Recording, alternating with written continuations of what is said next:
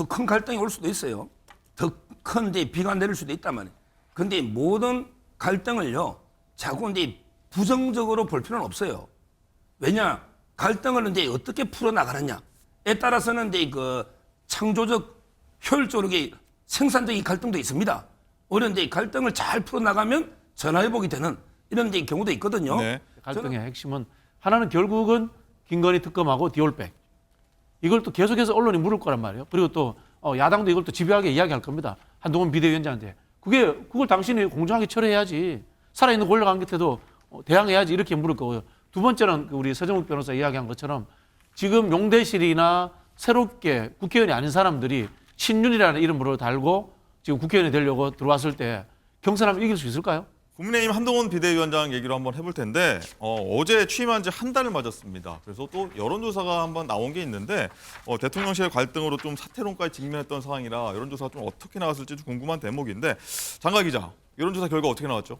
결과를 보니까 긍정이 44%, 부정평가가 38%로 집계가 됐습니다. 이번 조사는 윤 대통령과 한동훈 위원장의 갈등 이후에 조사가 된 거기 때문에 이에 대한 평가도 함께 반영이 된 것으로 볼 수 있습니다. 또 국민의힘 지지층을 대상으로도 조사를 해봤더니요. 한동훈 위원장이 잘하고 있다는 답변이 85%, 긍정적으로 평가가 됐고요. 또 중도층에서는 긍정적인 평가가 39%, 부정적인 평가는 40% 이렇게 반반이 갈렸습니다. 취임 한 달 되셨는데 지지율로 보면 대통령 지지율과 디커플링 되고 있다는 지적이 좀 나오잖아요. 저는 국민의 평가를 평가하는 사람이 아니고 국민한테 평가를 받는 사람입니다. 제가 더 잘하겠습니다. 그런데 당 지지율 자체는 그렇게 생각보다 많이 오르지 않는다는 지적도 마찬가지로 나오고 있는 것 같아요. 역시 마찬가지로 저는 국민들로부터 평가를 받는 사람이지 국민들이 어떻게 평가하시는 것에 대해서 분석하거나 평가하는 사람은 아닙니다. 한 달 후에 간다니. 제가 한 달 됐다는 거를 언론 보고 알았거든요. 한 달을 하루같이 나름대로는 최선을 다했습니다만 많이 부족했던 것 같습니다. 남은 70여일도 하루처럼 열심히 해보겠습니다. 일단은 서정욱 변호사님, 여론조사 보면은 6%포인트 격차로 이제 한동훈 한 달 평가가 좀 후하게 많이 나왔습니다. 당정 갈등이 있던 시기였는데 어떻게 보면 뭐라고 할까요? 한동훈 위원장한테 굉장히 유세한 국면인 것 같은데 굉장히 긍정적으로 바라보고 있는 것 같습니다. 지금 이제 그 윤석열 대통령과 한동훈 위원장 사이에 상당히 그 갈등이 있은 건 사실이에요. 예. 약속 대리는 아닙니다. 실제 이제 완전히 두 사람의 갈등이 컸어요.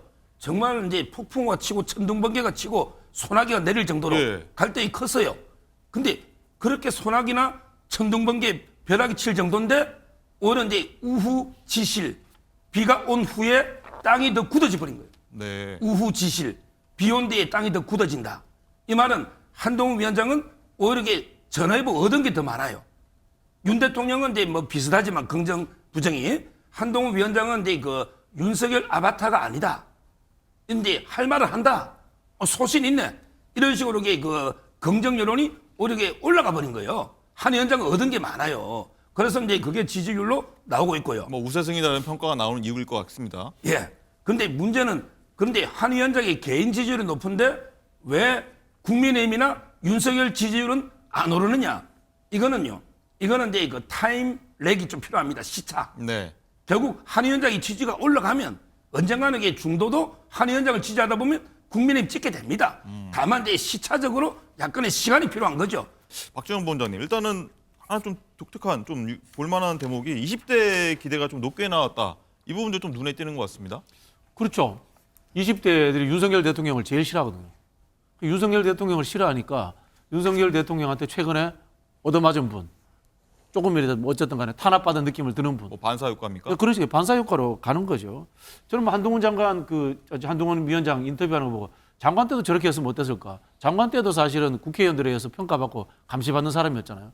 근데 그렇게 고압적인 자세를 한동훈 했는데 비대위원장이죠. 예, 지금 앞으로 계속 좀 더 낮은 자세로 좀 보여주셔야 되지 않겠나 그런 생각이 드네요. 네. 서정욱 변호사님, 이제 중도층 여론이 가장 좀 위험 있게 좀 봐야 될 것 같은데 긍정 부정이 39%, 40% 굉장히 팽팽하게 갈리는데 어떻게 보면 좀 끌어올렸다. 중도층 지지율을 좀 끌어올렸다. 또 외연 확장에 성공한 거 아니냐 이런 좀 분석이 나올 수 있거든요. 그렇죠. 바로 이제 여론으로 이제 증빙이 되잖아요. 상당히 평평하다는 거는 이제 그 외연을 확장했다. 네. 이렇게 볼 수 있는 거고요. 특히 이제 그 정치에 약간 이게 무관심하거나 또는 이제 여도 야도 기존의 그 정당이 다 싫다 이런 이제 중도층에서 상당히 그 호소력이 있는 게 한 위원장 스타일입니다. 한동훈 위원장이요 상당히 그 능력주의 어떻게 보면 이게 중도가 가장 정치인한테 갈구하는 게 능력주의입니다. 실력 있는 이런 데 좀 정치인이 나와야 된다. 그 점에서 이제 그 한동훈 위원장이 상당히 그 어필을 하고 있고 거기다가 이제 그 화려한 언변 있잖아요. 절제되면서도 화려한 이런 데 언변들. 그다음에 그 세련된 매너 있잖아요. 외모를 포함해서 이런 게 중도층에 상당히 어필이 되는 거예요. 어필이 됐다. 특히 젊은 층에도 야 한동훈 위원장 같은 게 사람 나도 나중에 돼봐야 되겠다. 이런 게 젊은 층이 상당히 많아요. 따라서 저는 20, 30대 중도 기존의 국민의힘이 약했던 이런 데 세력으로 한동훈 위원장이 파고들고 있는 거죠. 그렇군요. 자, 그 이어서 질문 드리자면 윤석열 대통령 지지율은 아까 서정욱 변호사 잠깐 말씀해 주셨지만 소폭 좀 하락했거든요. 한동훈 위원장 어떤 갈등 이후에 나온 거라고 좀 볼 수 있을 것 같은데 어떻게 봐야 될까요? 갈등이 좀 반영됐다고 봐야 될까요? 그렇습니다. 이제 한동훈 위원장의 지지율은 상대적으로 조금 오른 반면 이 당 지지율도 횡보를 하고 있고요. 윤석열 대통령에 대한 지지율이 소폭 하락한 부분은 확인할 수 있습니다. 소폭 하락해서 지금 36.2% 정도 이전에 비해서 직전 조사 결과에 비해 0.6% 정도 하락한 걸 확인할 수 있는데요. 아무래도 이제 한동훈 비대위원장과의 어떤 갈등이 부각된 이후에 이제 제시가 된 그런 수치다 보니까 이 부분이 영향을 끼친 것 아니냐 하는 얘기가 나오고는 있습니다. 그런데 지금 윤석열 대통령의 지지율이 한 4주 연속으로 30% 중반대를 횡보하고 있고 좀 유의미한 차이를 보이고 있지는 않다는 또 평가도 있기 때문에 네. 섣불리 예단하기는 어렵지만요. 이제 이런 부분에 대해서 이제 지지율에 반영된 것이 아니냐, 이 갈등이 오히려 소폭 윤석열 대통령의 지지율을 하락시킨 것은 아니냐는 얘기는 나오고 있습니다. 그렇군요.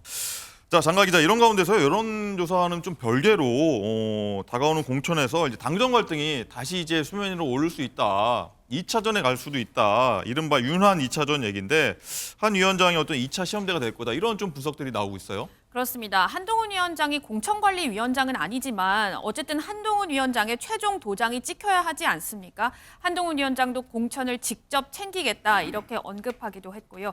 그렇다면 현재 대통령실 출마자 그리고 정부 차출 인사, 친윤계, 친한계 또 영입 인사를 어떤 식으로 공정하게 공천을 줄 것인지 이 부분이 2차 시험대가 될 것이다. 이런 분석이 나오고 있습니다. 네. 더 큰 갈등이 올 수도 있어요. 더 큰 비가 내릴 수도 있단 말이에요. 그런데 모든 갈등을요, 자꾸 이제 부정적으로 볼 필요는 없어요.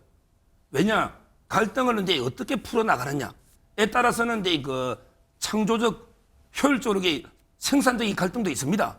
오히려 이제 갈등을 잘 풀어나가면 전화위복이 되는 이런 이제 경우도 있거든요. 네. 저는 공천 갈등은 이제 어떻게 푸느냐. 바로 이제 원칙과 정교한 시스템 공천, 시스템에 의한 원칙 공천, 이걸로 이제 갈등을 풀 수 있다 봐요. 지금 대표적으로 이제 전략 공천 아니겠습니까? 전략 공천을 최대 50개까지 하는데, 네. 근데 예를 들어 뭐 정교하게 3번 이상 패했던 지역이라든지 여론조사가 얼마 차이 난다든지 이런 데 원칙을 아주 구체적으로 정하고 있거든요. 그 원칙에 맞게 공천하자. 이러면 이제 갈등이 있을 게 없잖아요. 일단 윤 대통령을 민주당에서는요, 선거법 위반으로 좀 고발하겠다는 입장이에요. 이제 공천에 개입하면 안 되죠. 대통령이. 사실 박근혜 대통령이 탄핵되는 과정에서 실형 2년이 선고됐던 게 당의 공천에 개입했기 때문에 그게 선고됐던 거거든요. 지금 비슷한 행위를 했잖아요. 그리고 한동훈 비대위원장이 본인 보고 사퇴하라는 의사가 분명히 전달되었다라는 이야기를 했지 않습니까? 이게 이제 헌법 8조 2항에 있는 정당한 민주적으로 운영돼야 된다라는 헌법 위반 사항이 될 수 있기 때문에 고발한 것이 아닌가 이런 생각이 들고요. 지금 남은 부분은 두 가지인 것 같아요. 제가 봤을 때 갈등의 핵심은 하나는 결국은 김건희 특검하고 디올백. 이걸 또 계속해서 언론이 물을 거란 말이에요. 그리고 또 야당도 이걸 또 집요하게 이야기할 겁니다. 한동훈 비대위원장한테. 그걸 당신이 공정하게 처리해야지. 살아있는 권력한테도 대항해야지 이렇게 물을 거고요. 두 번째는 우리 서정욱 변호사 이야기한 것처럼 지금 용대실이나 새롭게 국회의원이 아닌 사람들이 친윤이라는 이름으로 달고 지금 국회의원이 되려고 들어왔을 때 경선하면 이길 수 있을까요? 제가 봤을 때 쉽지 않을 거예요. 현역 기득권들한테. 그럼 현역 기득권들을 어떤 비정상적 방법으로 해서 잘라내려고 한다. 그러면 그때 가서는 윤한 갈등이 다시 생길 수밖에 없죠. 한동훈 비대위원장 입장에서는 지금 중진들을 본인이 손에 피를 묻혀가지고 적대시할 필요가 없잖아요. 근데 대통령실 입장은 다르거든요. 알겠습니다.